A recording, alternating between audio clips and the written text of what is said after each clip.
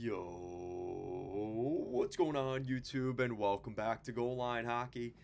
It's your boy Kevin Forte. Today we are back continuing our season preview videos. We're heading down to Nashville today for today's video as the Nashville Predators, who had a pretty active offseason, busy free agency. Is this a team that overachieved last season and is going to build on that? Or are they maybe a little bit maybe going to fall back a little bit, but because of their additions, are they going to end up being in a similar position to where they were last year? We're going to discuss that argument in today's video. If you have not already, make sure to check out the rest of our season preview videos. We're going through all 32 NHL teams. And of course, my schedule of being done by the end of this week isn't going to happen, so stay tuned. We'll be getting out those videos as quickly as possible. All right, so the Predators. Listen, it was a good year for the Predators last season. This is a team that a lot of people had missing the playoffs, but probably not magically, but they found their way into the postseason last year. They put up a pretty good fight in the first round, but they ultimately, the flaws of this team did come out. This is a team that's been banged up, and they had a lot of younger players really step up, but it only was able to get them so far. So, looking at the Nashville Predators, obviously, let's start off with free agency because that is where a ton of things happened for this team. It is a team that was very active over the summer.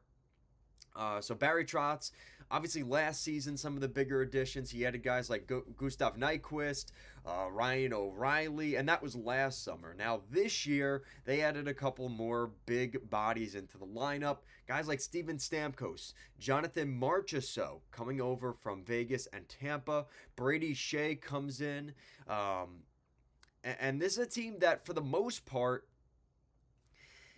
it's going to rely on a combination of the older vets and the young guys.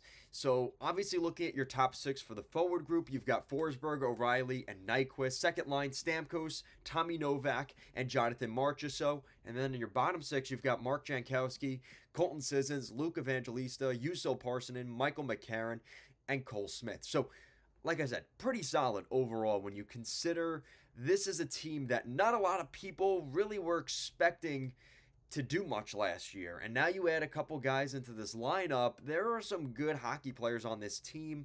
And some of the guys maybe specifically guys like Luke Evangelista, Cole Smith, Juuso Parssinen, they're going to have to work their way back into the top six where they were at the end of last season. Defense, Shea and Yossi, Lausanne, Carrier, Stastny, and Shen is your defense. And that's Spencer Stastny, not Paul Stastny or Peter Stastny. So, overall, I think this is a pretty solid team. Like, Brady Shea comes in. He's probably going to play with Yossi on the top pair, and I'm fine with that. He had a pretty good career in Carolina, kind of a resurgence from where he was with the Rangers. There's always the concern that he is he's not necessarily the fastest defenseman. I think we can all agree on that. Luke Shen, I think, was really a good pickup from a couple years ago. I'm glad that he's there because he's really holding down that third pair with Stastny. And Lausanne is also, I've always talked highly of him since his time in Boston. I think he's a good defenseman. He's pretty underrated. I think that second pair, he's perfect there. And then Carrier, we know how good Alex Carrier is. Same thing. If he's healthy, that's a pretty solid defense. And then goaltending, it's going to look a little bit different. So we've got UC Saros and Yaroslav Askarov got sent off to San Jose. So no longer will we hear about Askarov. It's going to be Scott Wedgwood behind UC Saros. And for Saros, I'm not really concerned about Saros, but it's really going to be important for him to have another good season to prove to everybody that, having the backup of, somebody can step in, that's no longer there. Like, it's his show now, and there's no question about it. He signed that extension. This is his team. So he's going to have to go out there and prove it this year. There's going to be a lot of expectations for Saros once again. The main things I look at for this Nashville Predators team is I look at specifically the guys they added this summer, and I do not think it was an accident by any means. Jonathan Marchessault, Steven Stamkos, and Brady Shea. All three of these guys, veterans, been around the league for a while. They've been on their respective teams for a pretty long time. Maybe not Brady Shea, but especially for Stamkos and Marchessault, right? Marchessault was one of the few misfits from the expansion draft that remained on that roster from 2017. this is a situation where I think these are guys that are looking to prove people wrong. Stamkos in particular, Marchessault in particular, they felt kind of snubbed from their teams. I think Brady Shea was a little bit more of an even, like, all right, I'm willing to leave and they're not re-signing me, kind of like reading between the lines. I think for Stamkos and Marchessault, if they could have had it their way, would have stayed in Nashville or would have stayed in Vegas and Tampa. It just didn't work out. And they were more so pushed out than like freely going out on their own. And I think that there's a lot to prove there. And I think Barry Trotz understands that. And as much as you're getting good players out of these guys, you're also getting guys that are going to be super motivated for camp this year, super motivated for this year in general. I have very high expectations for the Nashville Predators this season. And that's dangerous because I think a lot of people are predicting them to get back into the playoffs again this year.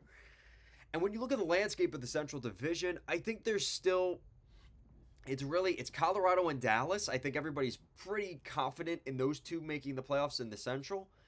But then there's the Nashville, Winnipeg, St. Louis, Minnesota, maybe Utah situation.